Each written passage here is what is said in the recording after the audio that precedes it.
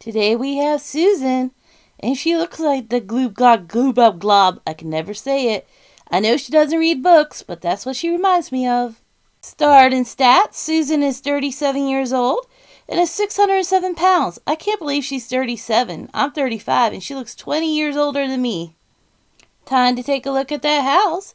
Looks like she's got a bent trailer house there. Why is it looking like it's bent? Is that the side of the house she sits in or what? And it just wouldn't be the beginning of our show if we did have our participant just waking up for the cameras. Look at her trying to roll off that bed. And by the way, was she eating paint chips off the wall? Did her mom cut her off from food or something, so she resorted to eating paint chips off the wall?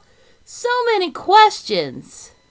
Susan emerges from her bedroom. She explains that she hurts all the time as she huffs and puffs to the bathroom for that shower scene. And here it is, a rare bathtub scene. And I'm sorry about the screenshot, but I just had to point out that there is a small dog sighting. There actually is a dog in a kennel in her bathroom that has to witness it. So Susan is one of those 600-pounders that have never lived alone. She has always lived with her mama, who takes care of her 24/7. I can't imagine living that life, never leaving your parents' house. I would go crazy. I know a lot of people like to give the Dodge Caravan the VIP award for the episodes, but let's give a shout out to large oversized recliners. Sad backstory time. We find out that Susan never had a neck. So this episode we're going with the abusive daddy story arc. Her daddy was an alcoholic and her parents fought a lot, so Susan went to the refrigerator. So we are introduced to her sister with the goofy ass teeth, and she says the same thing. Daddy-o was a drunko. One day, Dad pulls a gun out on the family, and that's when it dawns on her mom. She should get a divorce. Wow, what a concept. So Susan blames the divorce on why she overeats, not being beat, seeing her mom beat, her sister, pulling a gun out on her. Nope, it was divorce. Back to daily life, Susan hops in her car, or waddles in her car, I should say. It's time to hit the drive-thru. It's time to play Guess the Drive-Thru, and it's an easy one. It's the Happy McDonald's from our childhood. It drives me crazy when they go, I need at the drive-thru. They probably see these poor minimum wage teenagers 5 times a day for their food. Be nice to them. So Susan McAsshole had to wait for her food. She had a large order, by the way. It was 2 hamburgers, a spicy McChicken, and regular fries. Probably more that was cut off. She's all upset she had to wait. She starts bitching at the poor lady at the window. And she's like, people behind me had to wait. I'm like, you're holding up the line yourself, you big fat asshole. I hate you. Susan peels off out of the drive-thru, rolling her eyes, huffing and puffing, but this time not from being out of breath. So she performs fellatio on a hamburger and goes back to crying about her dad and mom divorcing, but I could not give a fuck because she just ruined all sympathy I had for her at this point. Notice she ate all her McDonald's before she got back home. She reminds me of a toad, but toads are kind of cute, but I don't want to call her by her name anymore, so I'm calling her Toad. Sister Snickergrill says that Susan is like a kid. No shit. So we're heading out on a shopping trip. I wonder how many temper tantrums we can have. Look at that. Mom and Toad have the same cars. Matching Tauruses. And as soon as she walks in the door, there's drama. The scooter is broken. It's probably broken from the last time she was there. They only hold 500 pounds. Toad starts fake crying as soon as she hears the news and has to go sit in the deli. I can't stand this bitch. Mama Toad puts a chair in the shopping cart for her large tadpole. If they were in my store, I would choke her, but she has no neck, so that's not possible. Right off the bat, they pick out cake, because cake makes everything better unless you're 600 pounds. Look at that enabling in progress. And also notice that she's doing pretty well now that she has all her junk food in her cart. She's just walking like a dream. The 2 of them arrive home, and I could see why Daddy was a drunk. I would be drinking too if I had to live with them. So the Toad goes to bed for the night, and then we pick up with the pilgrimage to Houston, blah, blah, blah. I just took a bad screenshot of her because I don't like her. We arrive in Houston at the clinic, and we get a rare birthing scene as the Toad pops out of her car. And look who's wore matching outfits today as she steps on that overly dramatic scale. I'm sorry, my voice is going out today. Seems I was right in calling her a toad because look who's trying to catch some flies. As the toad cries over having to step up on the scale, the overly dramatic scale says 607.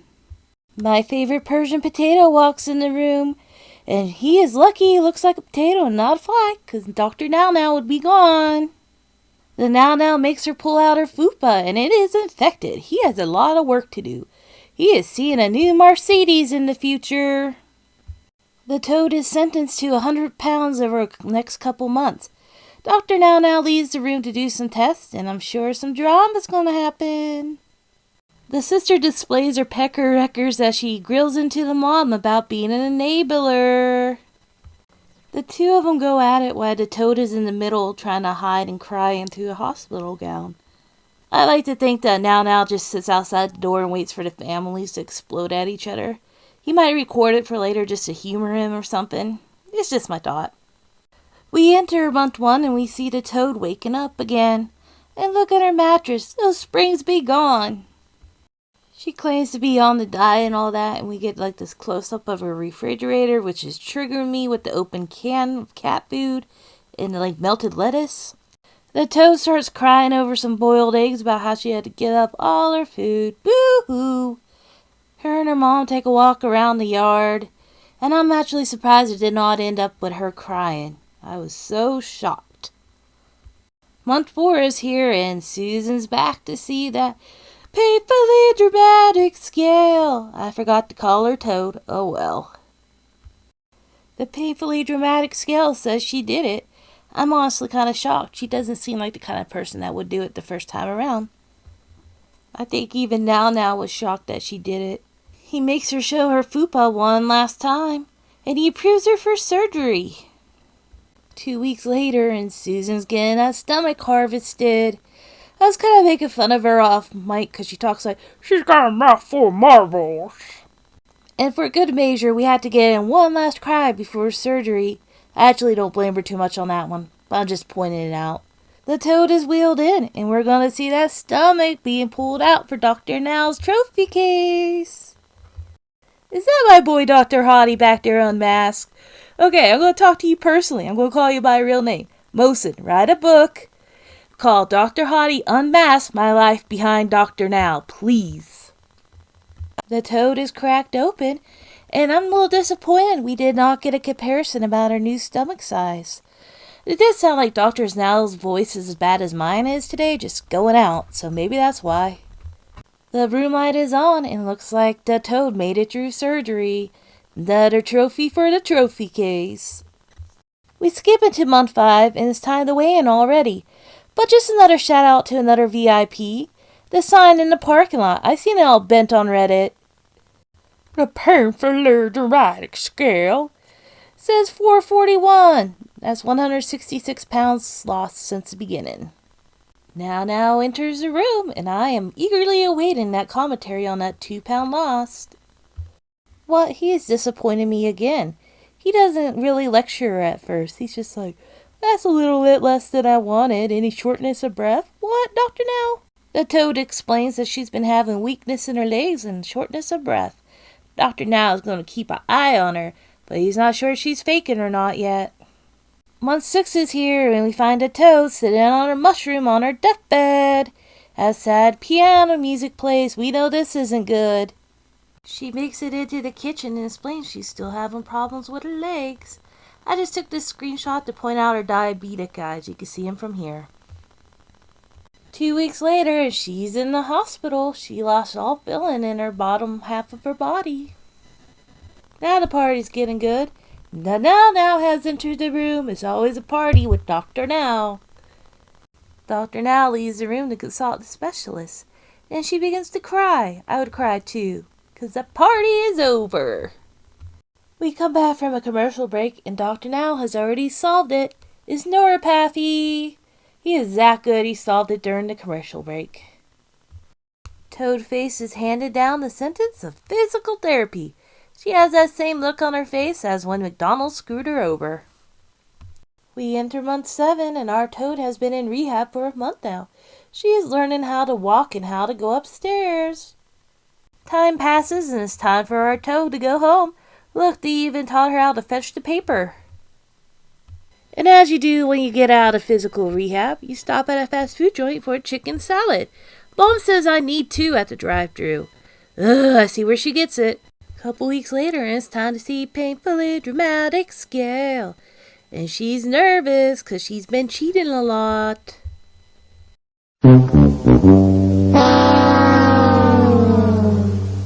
Word from the unwise.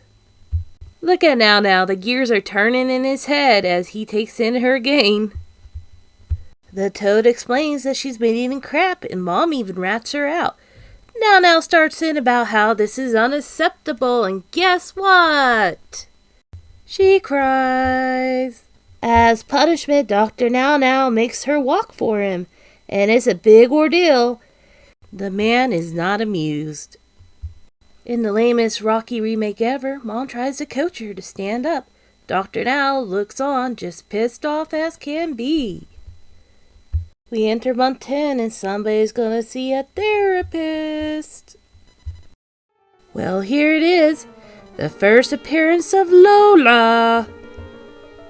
I can't really tell you what was talked about in this therapy session. I was just too distracted by Lola's blush and flat-ass wig. The circus is let out, and surprisingly, nobody has to write a letter to their abuser. We enter month 11, and somebody moved out of her mama's house and onto her brother's house. I'm disappointed we didn't get to see him. I'm sure he has some good teeth, too. Fast forward 3 weeks, and somebody's getting a makeover. I really wish they had, like, some French lady who's like, yes, we can fix you. And then she, like, cringes offside. And voila, she looks the same, but cleaner. It's month 12, and it's time to see the Painfully Dramatic Scale one last time. And look, she's still using that walker. And whoop, there it is. Now just gives us that he is very happy with Susan at the moment. She's been doing okay at the time. And that was the key word. Now let's sum this up. Let's find our villain for the episode.